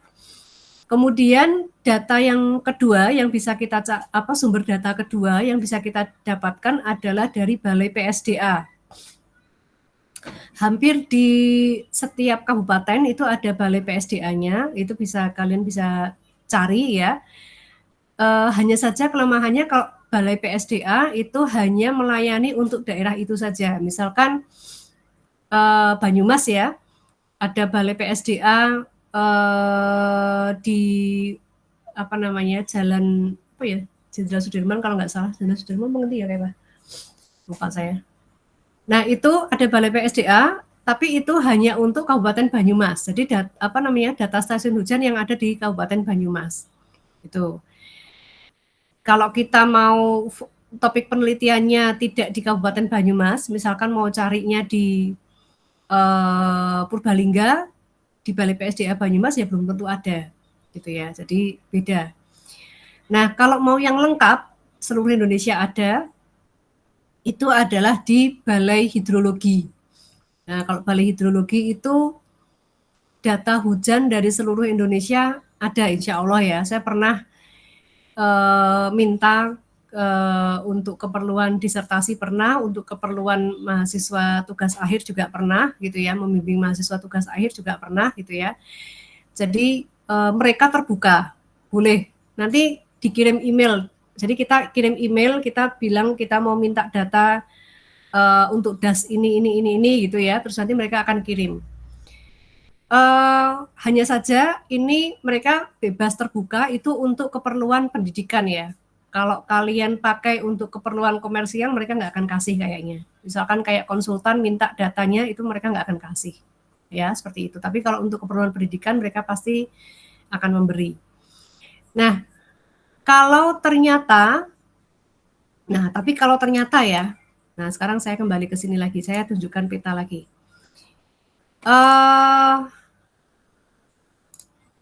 Nah, sekarang gini ya, ini peta Indonesia ya. Nah, sekarang misalkan saya mau mendesain IKN ya, mau mendesain bangunan bendung misalkan ya di IKN di sini. Nah, yang paling dekat memang stasiunnya adalah di Samarinda, gitu ya. Tapi kan itu mungkin masih terlalu jauh ya, masih terlalu jauh. Jadi artinya gini, hujannya di mana, saya mau mendesainnya di mana, itu kan agak ini ya, nanti bisa jadi tidak terlalu terwakilkan gitu ya. Nah, sehingga ada alternatif pencarian data yang lain lagi, yaitu dengan menggunakan data satelit ya, data satelit. Salah satu data satelit yang biasanya saya pakai adalah data dari NASA Power. Nah, ini Power NASA ya. NASA Power ini, nah NASA Power ini datanya adalah data hujan di seluruh dunia ada insya Allah ya. Hanya saja datanya ini adalah data prediksi. Artinya begini, kalau tadi kalian melihat data dari BMKG maupun data dari Balai PSDA maupun data dari Balai Hidrologi, itu datanya adalah data stasiun hujan yang ada di tanah. Artinya memang hujan yang benar-benar sudah jatuh di tanah ya, kemudian kita ukur, kemudian kita cari datanya gitu ya. Tapi kalau data dari satelit dari NASA Power itu adalah, dia kan satelit itu kan di atas ya, di atas bumi agak jauh gitu ya. Nah, dia nanti tidak bisa mengambil data yang jatuh di bumi, nggak bisa. Tapi merupakan perkiraan data hujan yang nanti jatuh di bumi. Paham bedanya ya? Jadi kalau data dari BMKG dan teman-teman tadi adalah data yang sudah jatuh di bumi, data hujan yang sudah jatuh di bumi. Tapi kalau data dari NASA Power itu adalah data perkiraan yang nanti kira-kira hujannya itu jatuh di bumi. Ya, yang akan kemungkinan jatuh di bumi. Nah, mereka memprediksinya bagaimana? Memprediksinya mereka adalah dari data, misalkan sinar matahari yang melewati daerah itu berapa persen. Kemudian angin yang melewati daerah itu kecepatannya berapa dan sebagainya. Jadi ada parameter klimatologinya di situ. Baru kemudian mereka menghitung dengan menggunakan artificial intelligence ya, menghitung, oh berarti nanti hujan yang jatuh di bumi itu kira-kira itu sekian. Paham ya bedanya ya? Jadi kalau data dari NASA itu kira-kira sekian, kalau data dari BMKG dan teman-teman tadi itu adalah data yang sudah jatuh di bumi. Jadi yang satu adalah prediksi, yang satu adalah data yang sesungguhnya atau data observasi. Nah, kemudian kalian mungkin berpikir, betul sih itu bisa dipakai gitu ya, tapi sebetulnya itu kalau dipakai bagaimana? Sesuai enggak? Gitu ya. Nah, saya kebetulan kemarin mensubmit paper ya. Ini belum saya presentasikan, baru akan saya presentasikan awal September nanti, tanggal 9 September ini ya. Nah, ini penggunaan data hujan NASA Power ya, dan ground station. Ground station itu data dari misalkan kayak BMKG, Balai PSDA dan lain-lain tadi ya, untuk perancangan bangunan infrastruktur ya. Jadi ini studi kasus ya. Jadi saya tadi berawal dari ide bahwa ada beberapa daerah yang tidak punya data hujan dari BMKG maupun dari Balai PSDA dan sebagainya tadi. Terus kalau mau merancang bangunan infrastruktur air gimana gitu ya. Nah, caranya adalah tadi menggunakan NASA Power tadi. Nah, terus kemudian saya berpikir, kalau menggunakan NASA Power, itu keandalannya bagaimana? Berapa keandalan dari NASA Power kalau kita mau pakai data itu? Gitu ya. Nah, setelah saya lakukan beberapa analisis gitu ya, ini lokasi analisis saya di sini, di Das Garang ini ya. Kenapa saya ambil Das Garang? Karena saya punya data yang cukup lengkap di sana. Data hujan dari PSDA, bukan, dari Balai Hidrologi. Saya punya data dari Balai Hidrologi cukup lengkap di sana. Nah, ini stasiun hujannya yang warnanya segitiga warna hijau ini ya. Segitiga warna hijau ini adalah data-data stasiun hujan. Ya, ini adalah lokasi-lokasi stasiun hujan. Ini Das Garangnya, ini lokasi stasiun hujannya. Gitu ya. Nah, kemudian saya juga melakukan pengambilan data NASA Power yang ada di atas stasiun di atas Das Garang menggunakan NASA Power yang ini tadi. Nah, yang ini tadi. Nah, kemudian setelah saya kumpulkan datanya, ya. Nah, ini datanya seperti ini. Saya zoom dulu, saya perbesar. Nah, ini terlihat ya. Yang warnanya biru tua, ya, yang warnanya biru tua, ini adalah data dari observasi dari Balai Hidrologi atau dari data stasiun hujan milik Balai Hidrologi. Sedangkan data dari NASA Power, ini yang warnanya oranye ini ya, yang warnanya oranye ini adalah data dari NASA Power. Dari sini mungkin kalian sudah bisa menebak bahwa, wah, data dari NASA Power itu ternyata lebih rendah atau lebih kecil daripada data dari stasiun hujan, ya, seperti ini. Nah, ini adalah berarti kalian nanti akan bisa menebak juga, kalau datanya lebih kecil, berarti kalau digunakan untuk analisis hidrologinya atau untuk perancangan bangunan keairannya, itu pasti data dari NASA Power itu hasilnya juga lebih kecil. Seperti itu. Nah, sehingga saya kemudian dari data ini saya hitung ya, saya buat hidrograf banjirnya menggunakan Nakayasu ya. Nah, ini ada 3 grafik ya. Nah, yang A dulu, yang A di sini. Yang A di sini adalah data hidrograf banjir yang berasal dari stasiun hujan dari Balai Hidrologi. Nah, ini ada kala ulang 10 tahun, kala ulang 25 tahun, kala ulang 50 dan kala ulang 100. Nah, jadi ini adalah data dari Balai Hidrologi yang saya hitung debit banjirnya. Kemudian yang B ini adalah data dari NASA Power ya. Jadi ini adalah data dari NASA Power yang saya hitung hidrograf banjirnya. Ini adalah kala ulang 10 tahun, 25 tahun, 50 tahun dan 100 tahun. Nah, sekarang kita banding. Untuk kala ulang 100 tahun aja deh, yang paling besar ya. Kala ulang 100 tahun yang paling besar di sini. Debit banjir puncaknya, debit puncak banjirnya ya, datanya adalah ini hampir mencapai 800 meter kubik per detik. Jadi kalau dilihat di sini, ini hampir mencapai 800 meter kubik per detik. Tapi data dari NASA Power untuk kala ulang 100 itu hanya mencapai 250 meter kubik per detik. Jadi hanya sekitar seperempatnya ya. Di sini 800, di sini 250. Nah, berarti sudah kelihatan sekali bahwa data dari NASA Power itu nanti kalau digunakan untuk mendesain bangunan infrastruktur keairan, itu nanti dimensinya nanti akan jadinya kecil. Padahal sesungguhnya yang lewat atau yang jatuh di permukaan bumi itu yang ini, yang data dari Balai Hidrologi gitu ya. Jadi kan ini nggak match ya, nggak sesuai. Nah, kemudian saya berpikir, kalau gitu berarti harus ada sesuatu yang dilakukan supaya data NASA Power itu tetap bisa dipakai, gitu ya. Karena mau nggak mau kita harus pakai kalau nggak ada data yang lainnya. Nah, kemudian saya cari-cari referensi, gitu ya. Di sini ada beberapa rumus yang bisa dipakai atau faktor koreksi yang bisa dipakai untuk menghitung untuk mengoreksi data dari NASA Power. Ini ada koreksi bias namanya. Nah, setelah saya lakukan koreksi bias ya, kalau saya hitung debit banjirnya itu sekarang menjadi yang ini, yang C ini.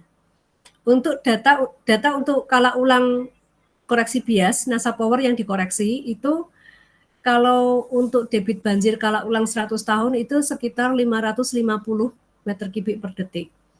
Nah, ini lebih baik ya dibandingkan dengan yang NASA Power. Nah, kalau saya bandingkan grafiknya untuk kala ulang 10 tahun ya, yang biru ini adalah data dari stasiun hujan, debit banjir dari stasiun hujan. Yang warna merah putus-putus ini adalah data dari NASA Power. Yang warna oranye ini adalah NASA Power yang sudah dikoreksi. Nah, ternyata setelah saya koreksi itu bisa menjadi lebih dekat dengan dengan debit banjirnya, seperti itu. Nah, jadi sekali lagi berarti kesimpulannya adalah kita bisa menggunakan data dari NASA Power, tapi harus dikoreksi terlebih dahulu, gitu ya, nggak bisa langsung bisa dipakai. Jadi kalau kira-kira kita mau mendesain menggunakan data dari NASA Power, ya harus dikoreksi dulu sebelum kita pakai untuk desain bangunan air. Seperti itu. Kemudian sedikit lagi ya, sebetulnya ini mungkin sudah hampir habis waktunya, sedikit lagi. Nah, tadi berarti data yang kita miliki adalah data hujan harian, ya, data hujan harian. Nah, sekarang kalian lihat datanya ini. Ini salah satu contoh data hujan harian pada tahun 1991 dari bulan Januari sampai bulan Desember dari tanggal 1 sampai tanggal 31. Januari ada datanya, Februari ada datanya, Maret ada datanya, April ada datanya, Mei kok strip semua, sampai Desember kok strip semua gitu ya. Nah, kalau ada data yang strip-strip seperti ini bukan berarti kemarau atau tidak hujan, tapi artinya adalah datanya rusak atau tidak ada. Kalau tidak hujan itu pasti nanti dicatatnya sebagai 0. Kalau alatnya nggak rusak, kalau nggak hujan itu dicatatnya 0, bukan strip seperti ini. Kalau strip seperti ini artinya datanya rusak atau hilang. Nah, berarti sehingga kita harus gimana ini datanya kan harus ada gitu ya. Nah, nanti ada cara untuk mengoreksi datanya juga. Nah, ini adalah contohnya di Daserayu ya, Daserayu ini ada Banjarnegara, tadi Banjarnegara yang belum. Banjarnegara, Banyumas, Cilacap, Purbalingga, dan Wonosobo. Nah, ini adalah data-datanya. Yang ini adalah data hujan yang lengkap dari bulan Januari sampai bulan Desember. Yang 000 ini adalah berarti datanya tidak lengkap. Ya, seperti itu. Nah, berarti untuk menanggulangi itu, untuk membuat data yang kosong itu menjadi ada, itu harus dilengkapi dengan menggenerate data atau membangkitkan data. Nah, untuk membangkitkan data, rumusnya adalah seperti ini, yaitu 1/3 dikalikan R per RA besar dikalikan dengan RA kecil plus R per RB besar dikalikan dengan RB kecil plus R per RC kecil dan sebagainya. Nah, ini maksudnya begini, misalkan ini ada sebuah das gitu ya, ini ada stasiun A, ini B, ini C, ini D gitu ya. Kalau data yang C ini tidak kita miliki, kita nggak punya data di C, ini nanti kita bisa menggunakan data dari A, B, dan D pada waktu yang sama. Jadi misalkan yang hilang adalah dari pada bulan Januari tanggal 1 sampai tanggal 31 tahun 2020 misalkan, gitu ya. Di C nggak ada, maka untuk mengisi data hujan di stasiun C pada tanggal 1 sampai 31 itu saya harus mencari data di stasiun A pada tahun 2020 pada tanggal 1 sampai 31 Januari. Pada stasiun B tahun 2020 pada tanggal 1 sampai 31 Januari. pada stasiun D tahun 2020 pada bulan Januari tanggal 1 sampai 31. Baru saya rata-rata. Jadi ini kayak rata-rata biasa saja sebetulnya. Ya, itu kira-kira seperti itu. Ya, itu adalah cara melengkapi data hujan. Nah, kemudian sedikit lagi ya, supaya materinya sama dengan yang kelas A ya. Untuk mencari hujan rata, nah jadi tadi ya, data kita kan data hujan titik seperti ini ya, titik-titik stasiun hujan. Padahal yang akan kita cari kan rata-rata yang ada di dalam sebuah das seperti ini. Ya, data rata-rata di das seperti ini, padahal yang kita punyai datanya adalah data hujan titik seperti ini. Nah, sehingga untuk mencari rata-rata hujannya itu ada 3 buah metode. Yang pertama adalah metode aritmatik, yang kedua adalah Polygon Thiessen, dan yang ketiga adalah Isohyet. Ya, aritmatik, Polygon Thiessen, dan Isohyet. Aritmatik itu bagaimana? Nah, kalau aritmatik itu dia metodenya hanya menjumlah semua data, kemudian dibagi dengan jumlah stasiun hujannya. Jadi misalkan kembali ke sini tadi, kalau saya mau mencari rata-rata hujan dalam sebuah das ini, maka saya kan punya data hujan A, B, C, dan D ya. Berarti tadi untuk mencari rata hujan aritmatik, maka stasiun A, hujan stasiun A ditambah hujan stasiun B, tambah hujan stasiun C, tambah hujan stasiun D dibagi dengan, karena jumlah stasiunnya ada 4, berarti dibagi dengan 4. Itu adalah metode rata-rata aritmatik. Kemudian kalau metode Polygon Thiessen itu sedikit jelimet, tapi lebih ini ya, lebih teliti ya, karena kalau yang aritmatik itu dia tidak teliti ya. Nah, kalau yang Polygon Thiessen itu caranya begini. Jadi misalkan saya punya stasiun A, B, C, D, itu saya buat dulu poligonnya ya. Saya buat dulu poligonnya. Saya punya A, B, C, D. Saya buat dulu poligonnya. Cara buat poligonnya adalah saya hubungkan A ke B, B ke C, C ke D, D ke E, D ke A, B ke D. Gitu ya. Saya hubungkan dengan garis yang putus-putus warna biru. Kemudian garis putus-putus tadi saya cari titik tengahnya, ya saya cari titik tengahnya, kemudian saya buat garis yang tegak lurus dengan garis warna biru. Jadi ini garis warna biru, saya cari titik tengahnya, saya buat garis tegak lurus yang warnanya merah ini. Yang ini juga sama, saya cari titik tengahnya, saya buat garis tegak lurus, ini juga sama, ini juga sama, ini juga sama. Nah, kemudian saya nanti akan mendapatkan hujan di stasiun A. Luasnya juga saya dapatkan dari poligonnya. Nah, berarti ini adalah luas poligon A yang dipengaruhi oleh stasiun hujan 1. Luas poligon 2 yang dipengaruhi oleh stasiun hujan 2. Luas poligon 3 dipengaruhi oleh stasiun hujan 3, dan luas poligon 4 dikalikan dengan yang dipengaruhi oleh stasiun hujan 4.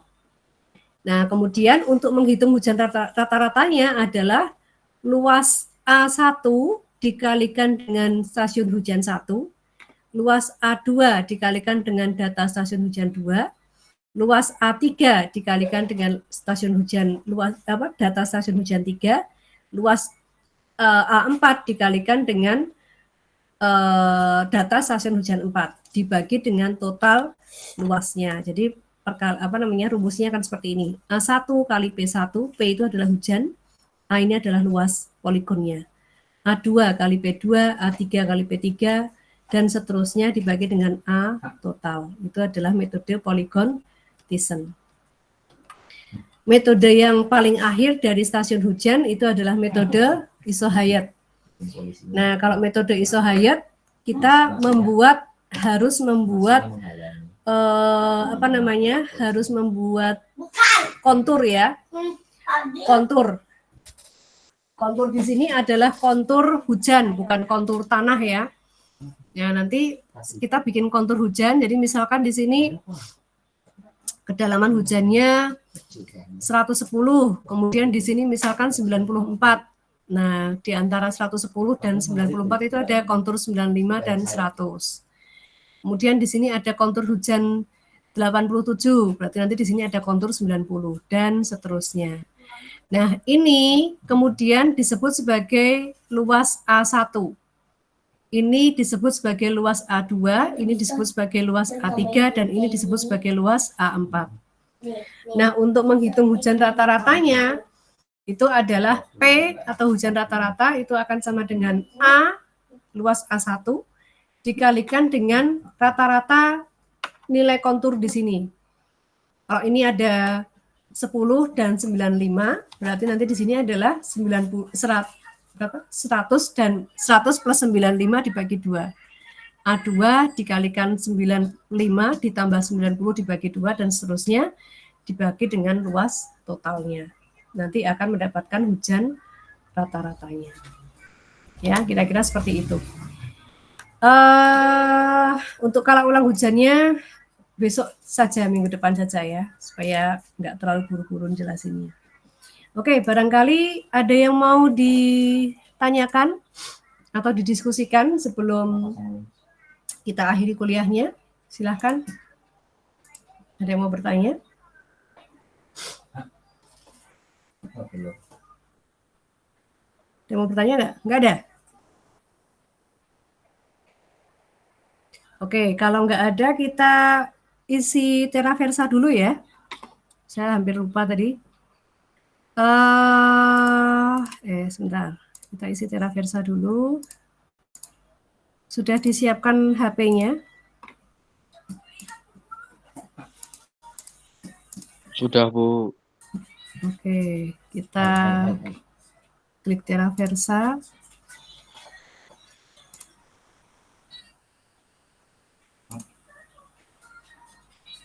Ini drainase kelas B ya. Oke. Baik, sudah siap ya HP-nya ya? Saya klik OTP-nya, kalian nanti isikan ke presensi masing-masing ya. Nah, siap ya? 1, 2, 3. Silakan. 572 385. 572 385. 572 385. 572 385. Sudah semua?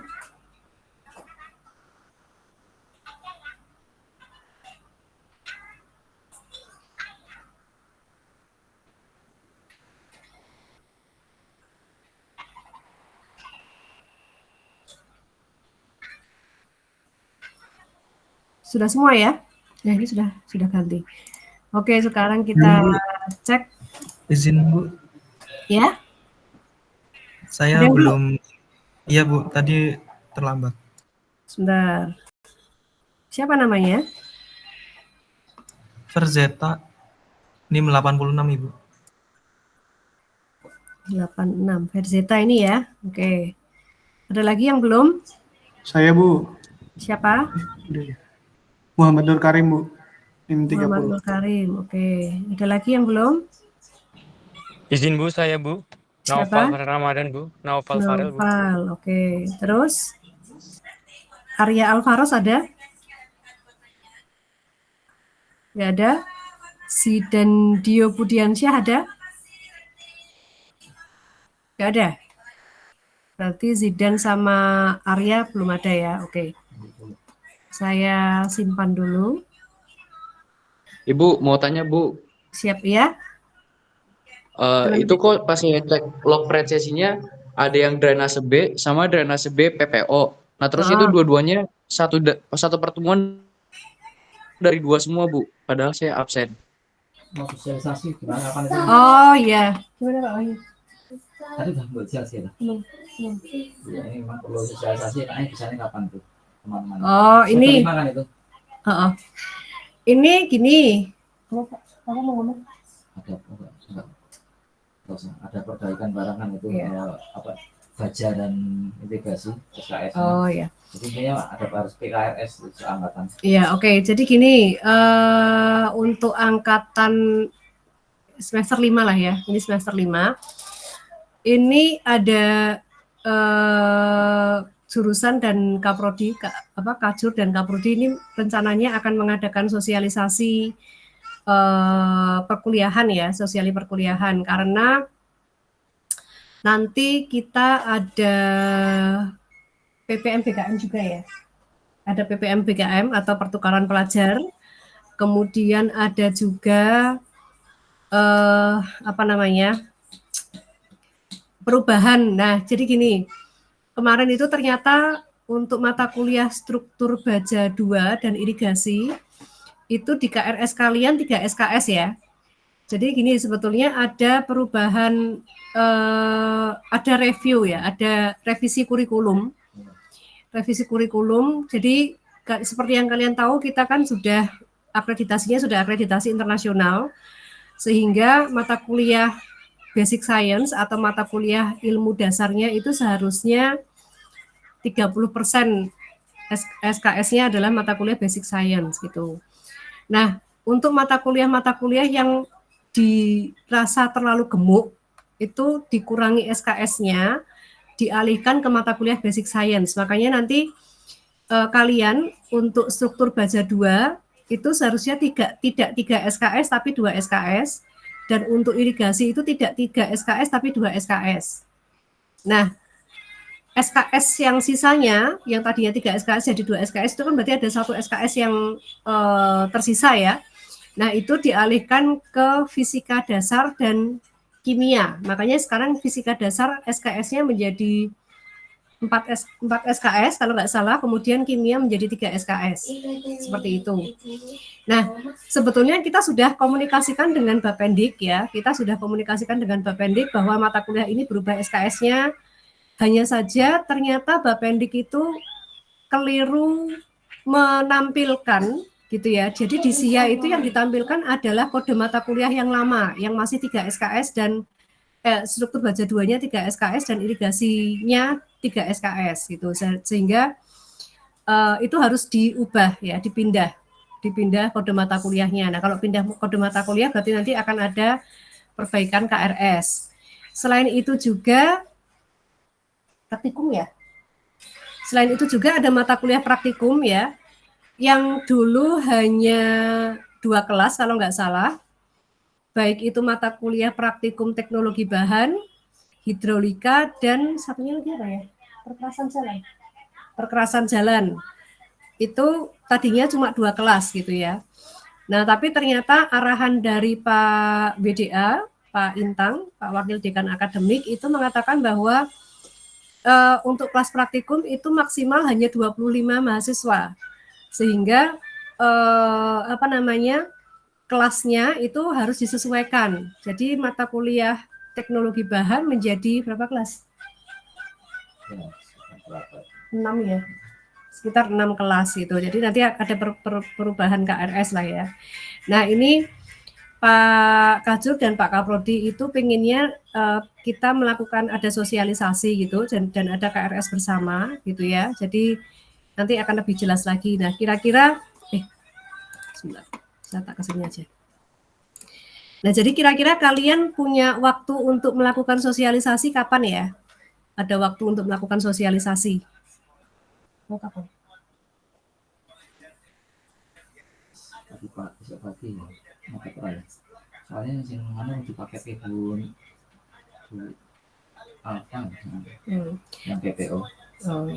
Kalau besok pagi kalian ada waktu nggak untuk melakukan sosialisasi? Kira-kira ada kuliah nggak? Jangan-jangan ada yang kuliah hari Sabtu? Bu, izin masuk Bu. Ya, silakan. Untuk besok tuh ada kelas BBL Bu. Bentar Bu, saya cek ya. BBL, bahan bangunan lokal? Iya Bu, betul Bu. Oh, kok hari Sabtu kenapa? Kayaknya pergantian itu Bu kemarin Bu, seingat saya pergantian pertemuan. Oh gitu. Iya. Jam 7.45 Bu. Jam 7.45 ya? Sampai jam 9.25. Sampai 9.25. Kalau kira-kira jam 10. Iya, setelahnya. Ya. Setelahnya kira-kira jam 10 kalian bisa nggak? Sebentar aja. Bisa Bu. Mungkin nggak terlalu lama lah, kita cuma sosialisasi sebentar biar